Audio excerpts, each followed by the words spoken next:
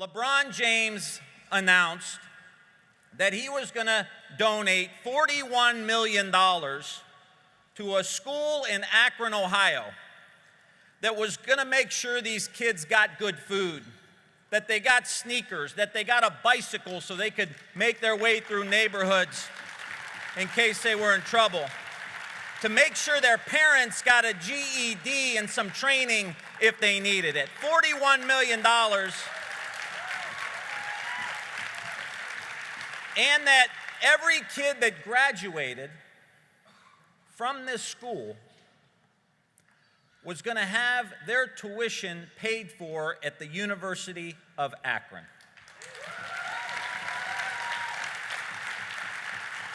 And the president called him dumb. And Don Lemon, who was also caught up in getting called dumb, had the best tweet ever. He said, "Who's dumb? The person who spends $41 million trying to build a school to put kids in, or someone who has cages built to put kids in?" I'm with LeBron James. And we're not going to let you come to Ohio, President Trump, and do your race baiting and make your racial statements against people in Ohio or anywhere across the country, whether it's LeBron James or Maxine Waters or anybody else. That ain't playing anymore, President Trump. So I want to tell you a couple quick stories from Ohio. Periodically, I'll go to a city council person in one of my cities and I'll get a tour and I'll say, "Take me to the toughest neighborhood. Take me to where the most challenge lies." And so a few months back, I had a council person take me into a tough ward in the city of Youngstown. And he said, we went around, he said, you got to come see my friend, Mrs. Duke. And so we pulled in the driveway, and she didn't know I was coming. And this was a neighborhood that had some crime, had some gangs. We have a huge opiate issue in Ohio. And we pulled into the driveway, and there were some dilapidated homes around. And here comes Mrs. Duke. She has a spray bottle in her hand. And he introduced me, and I said, hi, Mrs. Duke. Tim Ryan, nice to meet you. I said, "What are you doing?" She says, "I'm spraying for ants." I said, "Wow, okay." So her son comes around the back. He has paint on his arm. Mrs. Duke's probably 75 years old or so. Her son comes, he got paint on. I said, "What are you doing?" He said, "I'm painting the door." I said, "Wow."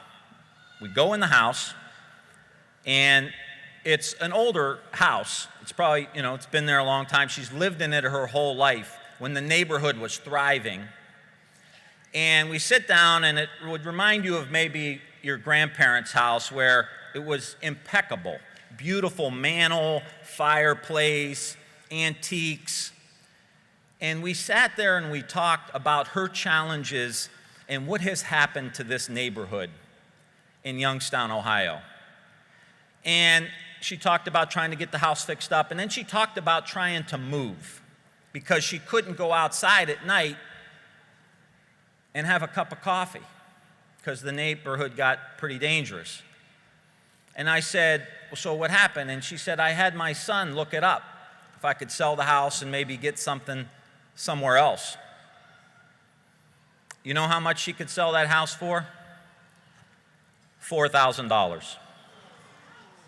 $4,000. That woman is trapped in that neighborhood. And there are millions of Americans in the same situation. These issues aren't in a particular geographical location in the United States. These issues are everywhere. I spent 7 hours in an ICE facility with a friend of mine who has been in this country for 39 years. Was Palestinian, and after being there 7 hours with his wife, he had a business in Youngstown, he had a family he sent to Catholic schools there, a beautiful human being, right in front of our very eyes, they ripped him away from us, put him in a jail for 2 weeks, and sent him back to Jordan. This is happening everywhere across the United States. We have auto workers for General Motors that just got laid off their second shift. They're getting separated from their families because their families are established in one community, but they got to now go find another General Motors facility to go work in. These systems, my friends, are all broken. The corporate stranglehold on our economy has broken the systems across the board. And so we have to fix it. And here's the challenge to us, is to first understand these broken systems. The economic system that's broken, where the top 1% gets 90% of all the new wealth generated, but that 60% of American families have to borrow money to make ends meet.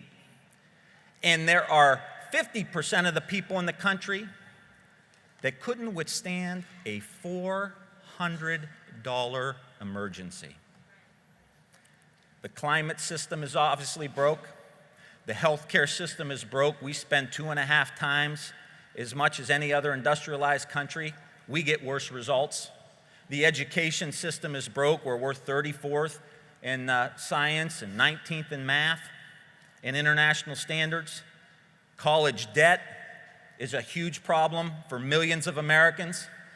College tuition costs are a problem for millions of Americans. Criminal justice issues for people of color, where African Americans are 5 times more likely to end up in prison for a low-level drug crime than a white person. That system is broke. The immigration system's obviously broke. The pension system's broke. Social Security system's broke. The food system's broke. We got half of our American citizens that have either diabetes or pre-diabetes. And our agricultural system is broke. We have algae blooms in the Great Lakes, a dead zone at the mouth of the Mississippi River, and they tell us in Ohio you can only eat 2 fish a month out of the rivers in Ohio. Now, I'm not the sharpest knife in the drawer, but if I can't eat more than 2 fishes out of a river, I'm wondering why I would eat any fish out of that river. So what we need is what Mayor de Blasio said. We need a bold agenda. And you know what? That's going to mean we got to get in some fights, right? Now, I'm friends with Reverend Williams, and I like to meditate, but every now and again, you got to get in a fight. And I'm Irish, so there you have that. You know that old Irish saying? Is this a private fight or can anyone get into it? So here's a quick rundown of what I think a bold agenda needs to look like. We've got to rewrite our trade agreements so that corporations aren't writing them, they're written for people here in the United States. While we're all for $15 wage, minimum wage, we've got to talk aspirationally and boldly. Our people want $30 or $40 or $50 an hour, not $15 an hour. We need a health care system that covers everybody, and that's why in 2007 I began the fight for Medicare for all in the United States of America. And we need to tell the business community that the best thing we could do for them is take the health care issue off the books so that they can focus on wages and pensions and investments and jobs here in the United States. We need to make sure we support tuition-free and debt-free college. If we could bail out the banks who did everything wrong, we can bail out students who have done everything right.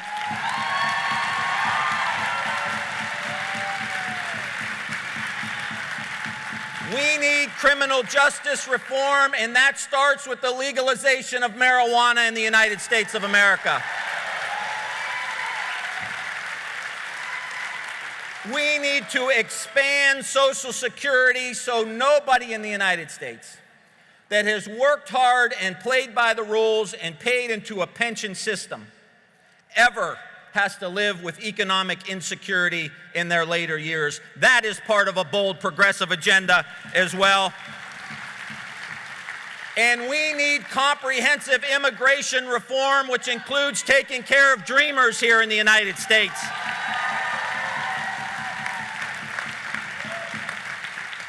And lastly, we've got to stop talking small ball on the environment. We've got to go big. And that means we stop talking about going carbon neutral. The United States needs to lead the world in reversing climate change. And we can do it. We can do it.